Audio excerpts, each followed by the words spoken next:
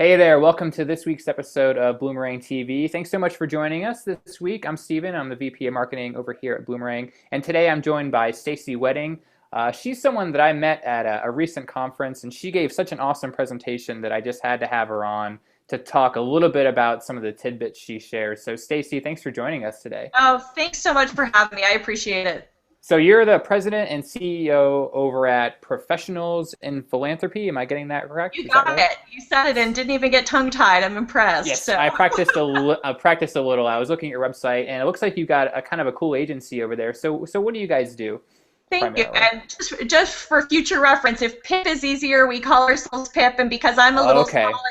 I'm small in stature, so they joke and say I'm Pipsqueak. So, anyway, so in addition to being the president CEO, started the company about 8.5 years ago, and have the great privilege to work both with nonprofits and philanthropists. And on the philanthropy side, work with individual philanthropists, family foundations, sometimes corporations on their giving strategy, what giving vehicle to use, how to make it the most impactful, how to get employees involved if it's a corporation, and then on the individual side, get to just kind of work with families and how do they bring the next generation of youth up. But that's about 30% of the business, and then 70% is really working with nonprofits, and so that's really getting to help them move to the next level, build their capacity, everything from board development and training to strategic planning and organizational assessment type stuff, just to help them be stronger organizations.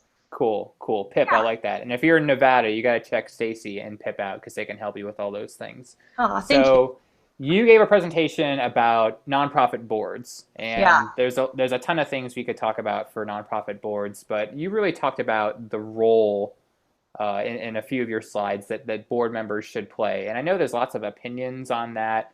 But in your mind, like, what are the two or three things that you think board members should do as board members? Like, what are those roles in your mind?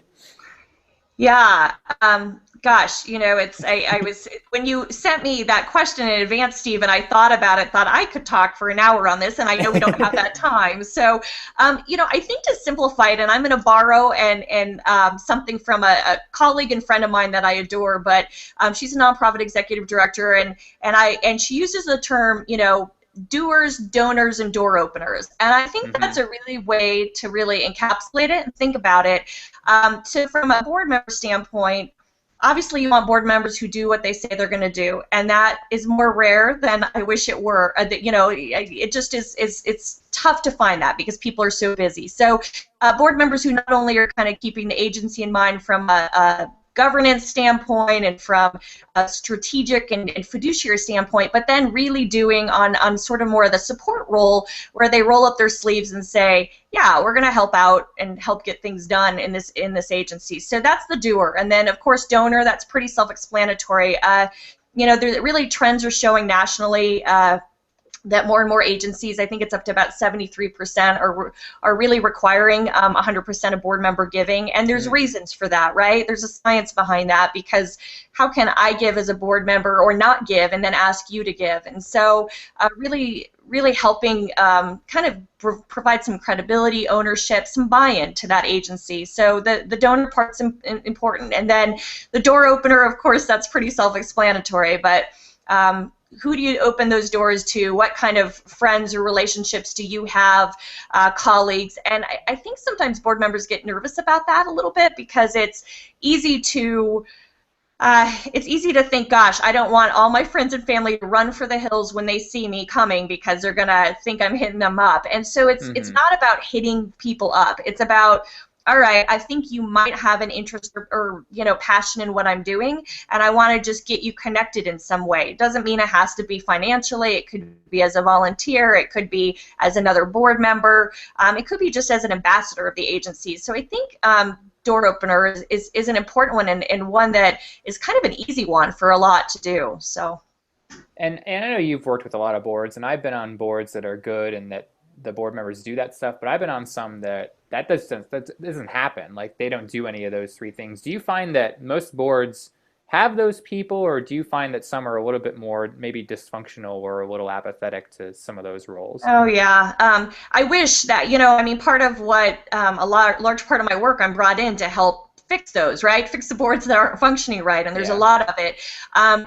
I mean, in a perfect world, you have a board member who's going to be all three of those roles, right? Doer, donor, door opener. But the reality is you have several board members who aren't fitting into any of those categories, and then you have a couple that are doing all of those things times 100, and then the burnout happens. And so I mean, one thing I'm really big about when I work with organizations is just trying to, and my team and I just try to say, what is, try to find that board member's strength and passion and interest and plug them into it, because it's going to be a lot easier if you are someone who loves to write copy for a marketing brochure, for me to plug you into doing that versus something you can't stand doing, like, coming up with a budget, right? So so I think it's really trying to capitalize on that. It's sort of it's common sense, but I think it helps with boards, and then making sure each one has a project or has something they can get behind. Because how many times, I don't know if you've probably experienced it, Stephen, and I know I have, where you have board members who say, gosh, I don't know what I'm supposed to be doing, or I don't want to go too far or step on the toes, right? I don't want to micromanage. So where's that fine line? And they almost are waiting for someone to come to them. So why don't we, as staff or executive director or whatever our role is, why don't we come to them and then offer them that opportunity? Yeah, I've been a board committee member where I've felt that way. So yeah, it's definitely hard. Get that? Okay, so those three things are great, sort of out in the world, board members are doing that stuff. What about in a board meeting? So your quarterly meeting or your monthly meeting where the board assembles. You talked about some of these like personas that each board member should have during a meeting, and I think one of them was like a cheerleader and like a devil's advocate. Can you talk about that? Because I thought that was really interesting. Sure. No, thank you so much. Yeah, well, so we all have our official titles, right? As board members, we're either a board member or we're the secretary or treasurer, board chairman, whatever. That's fine. Those are important. Legally, those are important. But again, to try to engage people at board meetings and make board meetings a little bit more fun and interesting, why don't we sit there and take a look and say, all right, at one board meeting, there's going to be the devil's advocate, and literally assign the role. At the beginning of the meeting, it's the board chairman says, gosh, who's going to be our devil's advocate for this meeting? And that changes every meeting. And the great part about it is that for a role like that, it allows boards that are a little bit more rubber stamp boards or nod their head because they're worried about conflict. It almost forces somebody to be the contrarian a little bit, and not contrarian just for the sake of being a contrarian, right? But it's the person who says, well, let's think about that a different way, or is that really in our best interest, or is that really furthering our mission? So having that devil's advocate can be powerful.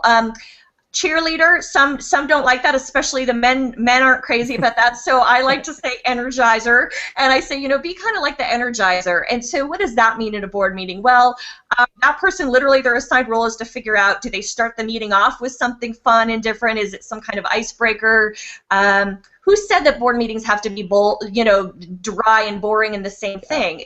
Nobody. So let's try to mix them up so people want to be there. So having that energizer, having the timekeeper. You could have a timekeeper at a board meeting that really is saying, all right, we've spent too long on this, let's move on. I even say parking lot attendant. Have a parking lot. Anybody who's been through a retreat session knows that a good facilitator puts on the wall a parking lot where you park issues that aren't appropriate to that topic, or maybe need to be revisited later or in more depth. Well, great. Then have your parking lot attendant that is there for when things get a little bit out of control or someone's spending way too much time.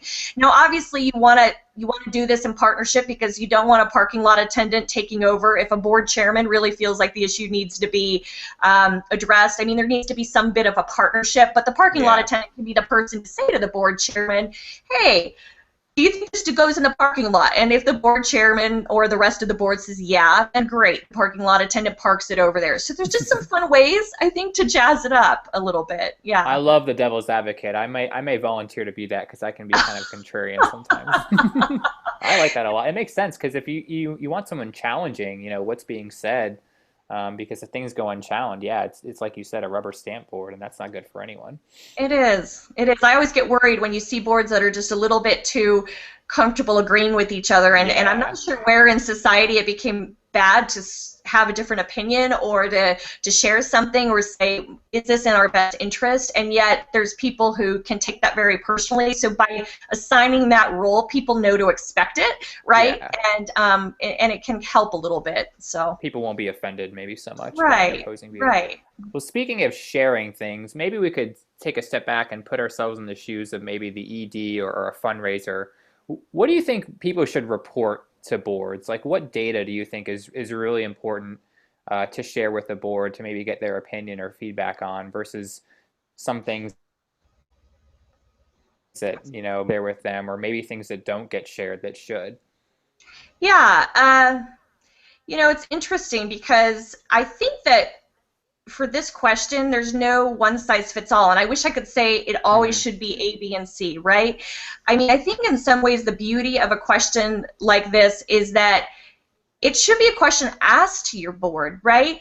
Board, what do you want to hear about? What do you want to measure? If we're looking at success and we have a strategic plan in place, what are we measuring? And then do you know where we're at with that? And then you kind of go backwards from there. So I think the discussion needs to start out a little bit larger, right? So you're having what is important for the board to fulfill their fiduciary responsibilities. And, I mean, I think some common ones, obviously basic ones, are from a program or service standpoint, how are we moving the dial with that? And that can look a lot of different ways. I mean, so you've got, I almost think of a dashboard type concept, so you do have kind of a dashboard, and I know Bloomerang offers some great tools too with your donor database and sort of donor retention and sort of charts and graphs and all that good stuff. I mean, I think finding ways to look at what's important. I mean, for some organizations from a fundraising standpoint, right, it might be, okay, we need to look at, donor attrition or donor retention and measure that. For others, it might be we need to just really grow our donor base, or maybe it's about how many board members are actually giving right now. So, so it forces, talking about that forces an organization to really start,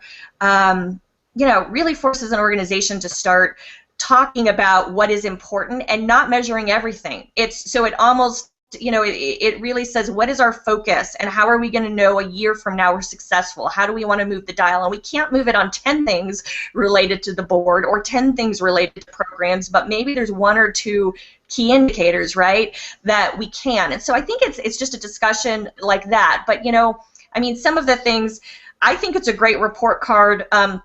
Boards seem nervous about sometimes holding themselves accountable, and so I'm a big fan of, beyond just the agency health and the financials and the program metrics and that kind of thing, I'm a big believer, and it's a great tool if no one even wants to do it for anything else but just their board. So how many board members are attending? How many are actually giving? And we don't have to list their names, right? But we can put at least where was this compared to last year. And so it's a great report card, too, for boards themselves to do a check of, oh, yikes, we're not really performing the way we should be, or we're doing great. So, yeah. I love that, yeah. Forget about the nonprofit metrics. Let's look at how the board's doing. I love it. Oh, I know. Well, I just think measurement in general, though, Steve, to your question, I think measurement in general is just important, right? So I think how many of us do we do things and then we don't have any clue. I mean, I don't know if you probably have seen this with the groups you work with and the boards you serve on, but every nonprofit, common thing they say when I talk to them is, gosh, we want more people to know about us. We want to be a household name in the community. And I always go back to asking why, because a lot of times they don't need to be a household name, and yet for some reason they think they need to be another Nike, right? And they don't. So who is it they really need to target? Who is that target audience? And how do they design things appropriately for that? And then how do they measure it? And so measurement takes time, as we know, takes human resources and capital. So that's why I'm all about start small, start easy, and then just build from there. Love it. Perfect. Yeah. Stacey, this was awesome. Thanks so much for those tips. Thanks for having me. You guys are great. Well, this was fun having you, and I want to give you the last word to tell people how they can find out more about you and Pip over there in Nevada. Sure. Yes, Pip, come check out Pip and me as Pip Squeak, right? No, come to Prof and Phil, so PROFINPHIL.com. That's our website. Have a regular blog on a lot of these types of issues, and also share some resources on that. And of course, you can find us on social media too, and you can connect through to all of that, or send me a message through the website. So profinphil.com is your answer.